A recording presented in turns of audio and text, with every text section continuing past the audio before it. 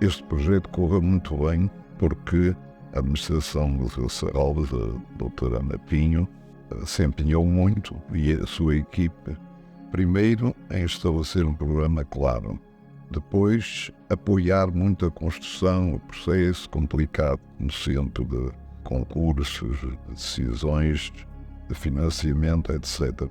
Eu tive condições ideais para que o projeto não demorasse, como vai sendo o hábito, 20 anos ou coisa assim. Entre a assinatura e a finalização foram 3 anos, rapidíssimo, não é bom? A primeira satisfação foi essa. Depois o programa estabelecia que não se pretendia um pavilhão anexo, mas sim que fizesse parte praticamente do mesmo edifício. Isso verifica-se na obra, por exemplo, quem entra a partir da recepção no edifício anterior, há um edifício ponte, e depois então o edifício está quase em paralelo ao edifício anterior. Depois, relativamente aos interiores, o primeiro museu tem uma galeria de distribuição muito clara, que liga as várias salas.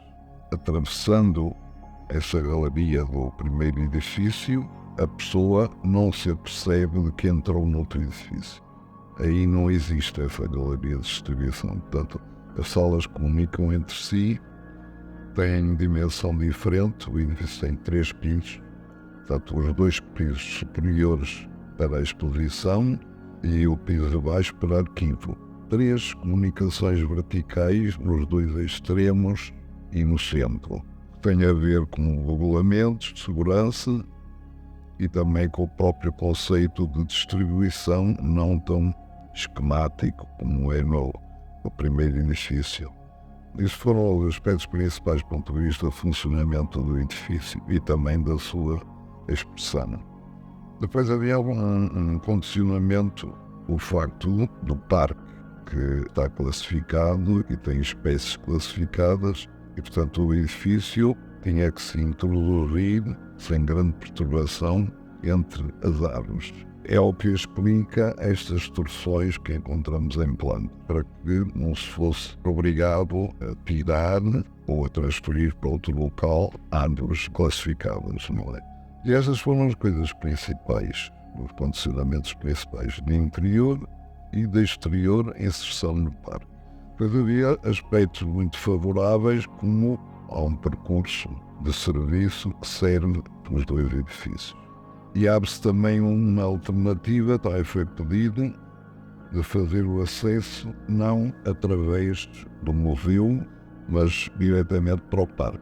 Portanto, havia que articular esses percursos também com um possível acesso quando quiserem que este funcione independente. Para um arquiteto é importantíssimo ter dificuldades precisas, porque isso quebra o que é a hesitação habitual de como iniciar o projeto, no qual a solução é escolher numa primeira decisão pelos condicionamentos que existem, pelas dificuldades. E aí tive a equipe do GOP para as Engenharias de Defesa de Projetos de Estrutura. Daqui foi a Maria Moura, que acompanhou todo o projeto, trabalhou todo o projeto e depois o acompanhamento da obra. Até porque eu agora não estou em condições de tão intensamente acompanhar a obra. Em relação à estrutura, nota-se com certeza no edifício, já no primeiro, mas neste mais, eu prefiro que a estrutura não seja dominante do espaço. Portanto, eu prefiro ter um espaço tranquilo, onde não haja a percepção da dificuldade material em segurar o edifício. É tudo muito natural e tranquilo. E, portanto, nessa altura faço, sobretudo através de esquiços rápidos, de alternativas do surgir da imagem do edifício, conhecendo mais profundamente quais as dificuldades grandes e testando diferentes soluções. Portanto, de uma maneira muito esquemática. Isso é ainda sem os engenheiros, e desenvolver com muita rapidez e sempre de modo muito esquematicamente diversas alternativas para uma pessoa e uma equipe se poder concentrar sobre os problemas principais num determinado sentido. E, portanto, há logo um trabalho conjunto a partir de perguntas que eu faço quando já não basta testar. Portanto, começo a ter que trabalhar com o engenheiro Paulo, o engenheiro tal. Por exemplo, uma coisa que eu procuro evito sempre, é ter muitos candeeiros suspensos ou na parede. Portanto, prefiro a luz difusa. A iluminação é predominantemente artificial.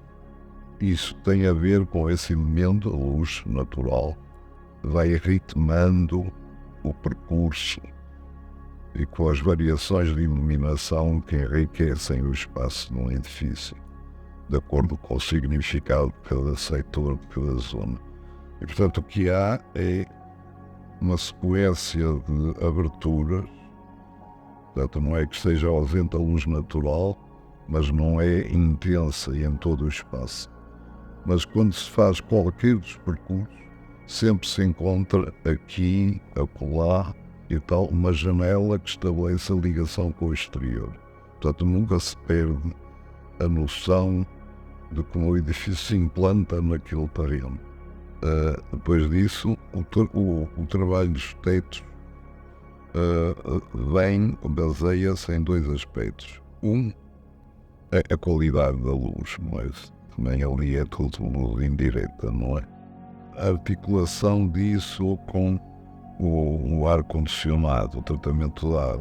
Por exemplo, as sancas, que são muito utilizadas neste edifício, aquela abertura da sanca também esconde a entrada, as bocas de entrada do ar. Portanto, há que ver dimensões com o engenheiro de estrutura, com o engenheiro de iluminação, com o engenheiro de ar-condicionado, etc. Tem que ser um trabalho comum. Por exemplo, naquelas salas que se encontram num percurso em diagonal, são 4 salas com uma zona central em que o desenho do teto, como há um encontro no fundo de 4 tetos, o teto de 4 espaços, tem particular importância. E isso também conta no sentido da percepção do percurso, ou neste caso dos percursos. Portanto, é como que, ao mesmo tempo que serve para meter o ar, para meter a luz, etc., serve para a orientação do edifício, conjuntamente com a distribuição das tais poucas, mas estrategicamente colocadas janelas. O desbravar do projeto vem necessariamente no sentido de olhar cada aspecto particular como uma parte de um todo. Portanto, não fazer fronteiras entre os diversos e muitos condicionamentos e dificuldades que existem, juntar isso tudo.